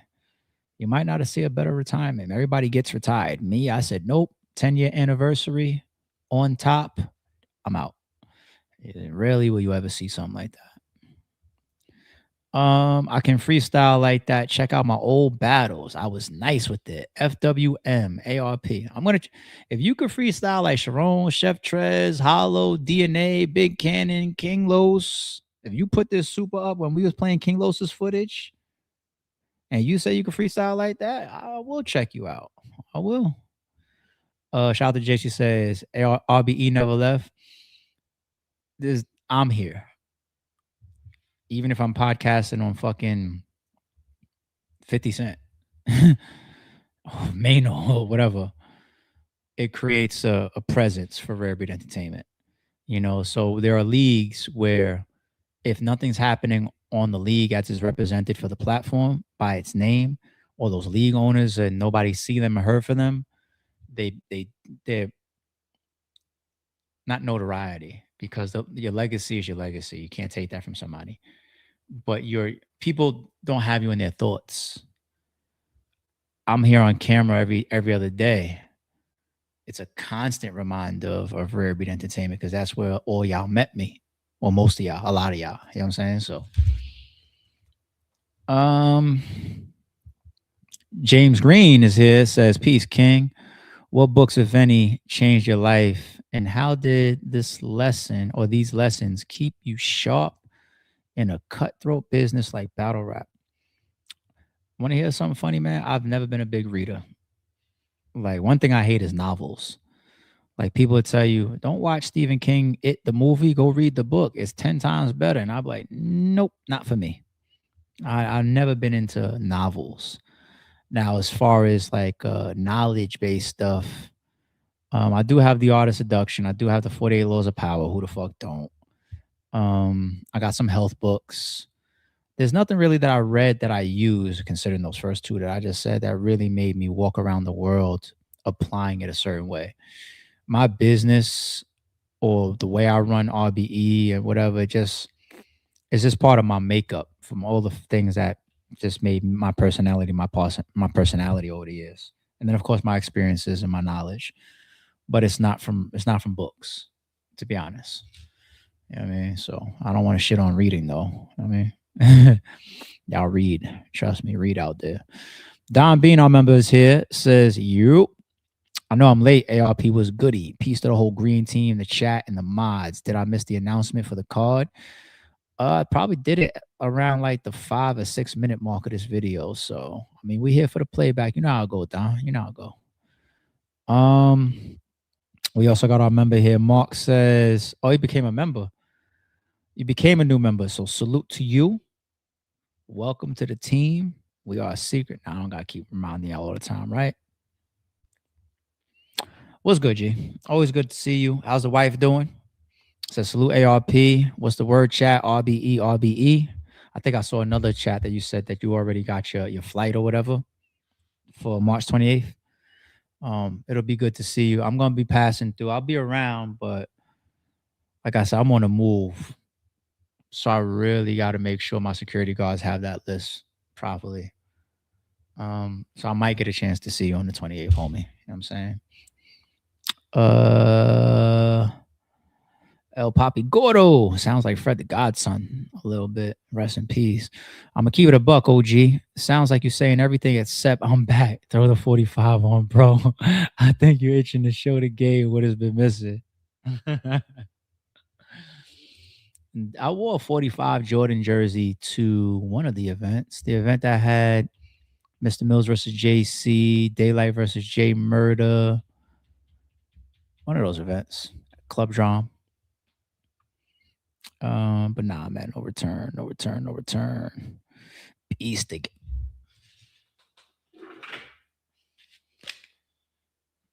Man, live by his name, B. He dropped off another 20 the other day. Yo, Jay don't be playing, man.